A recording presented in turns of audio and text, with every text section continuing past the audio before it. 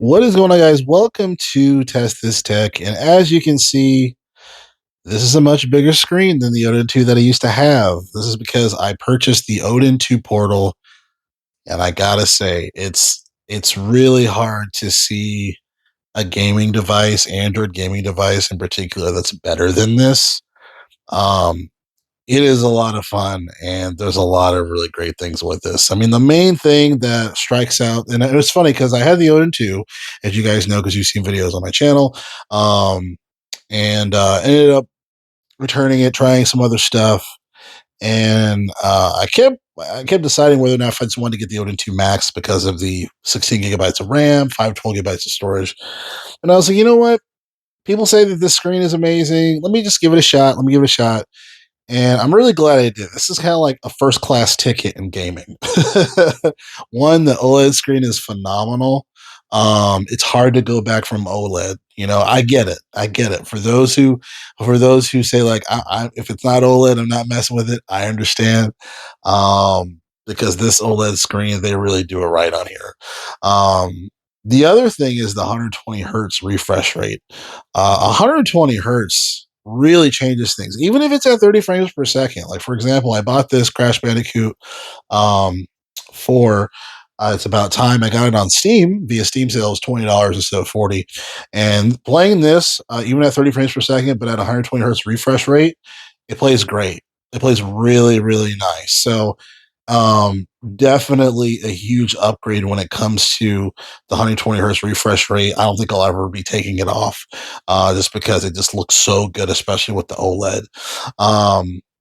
One thing that's funny that I'm kind of on the minority of is the ergonomics of the device.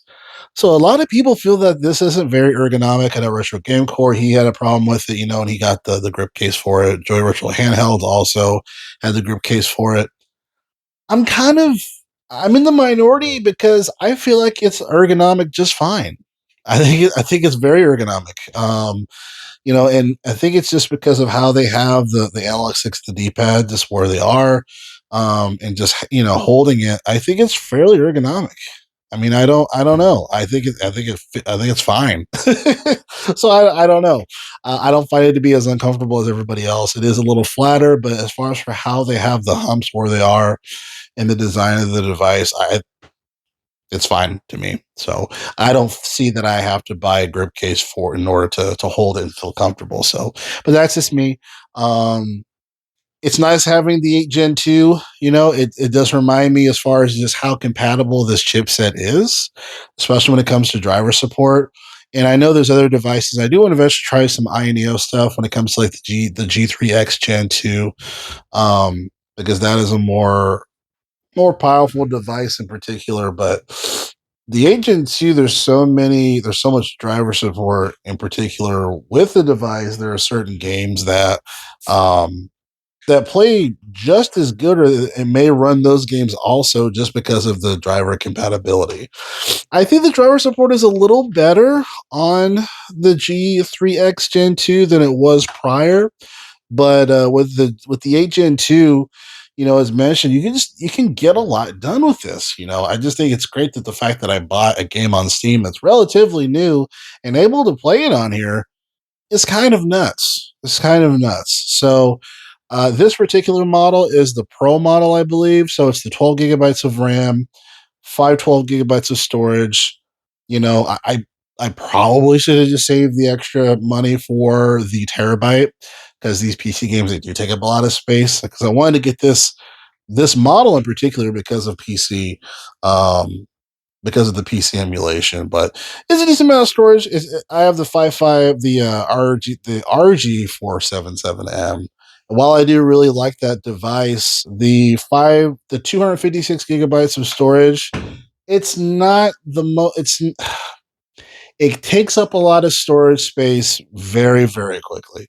So that's really the only that's what it's a big downside in that particular regard. It's a great device. It's just that storage does take up a decent amount. So having 512 definitely is really, really nice. Obviously, when it comes to the Gen 2, this is going to really play everything that you want from it. It's going to play your PS2. It's going to play um, It's going to play your Switch games for the majority. I tend to use Citron quite a bit. I love Eden. I think the Eden guys are doing a great job, but Citron tends to play a lot of games as well without really any fuss. I tend to go to Citron when it comes to the Switch games. But overall, I mean, the Odin 2 Portal, I think this is a solid product, most definitely. So if you do want an OLED device, and if you have the Odin 2, usually I wouldn't say that it would be worth the upgrade, but just because of how nice this OLED screen is, the 7-inch OLED screen, and the 120 hertz refresh rate, kind of changes things. I didn't think that it would be worth it for the upgrade, but this has kind of changed my mind significantly. I wanted to talk about the buttons really quick too, because I know some people have some different they had some different opinions on the buttons. I think these analog sticks are much more improved. It's hard to explain how, but I feel like they're a little more accurate than the Odin 2. I feel like they're more accurate. I feel like I have more. It's when it comes to just the control of the analog sticks. I'll probably end up swapping out these analog sticks for some better ones, but I felt like the analog sticks on the Odin 2, I just didn't feel like that they were as accurate. But I think the Alex 6 are, to me, they feel like an improvement. I could be crazy, but I feel like they're an improvement. D-pad is solid. D-pad is just about the same as the Odin 2. As the Odin 2, it probably is the exact same. The speakers are great too. Speakers are solid on this. They give a little more of the highs. Mid highs versus having a full range of sound, but it is very clear. There's no buzzing, there's nothing muffled or anything like that.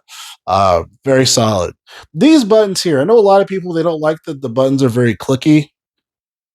I don't know. I don't mind clicky buttons just because I'm not playing late into the night. I mean, I may play a little bit laying down next to my wife, but I don't. If I'm playing it, mainly it's in the daytime.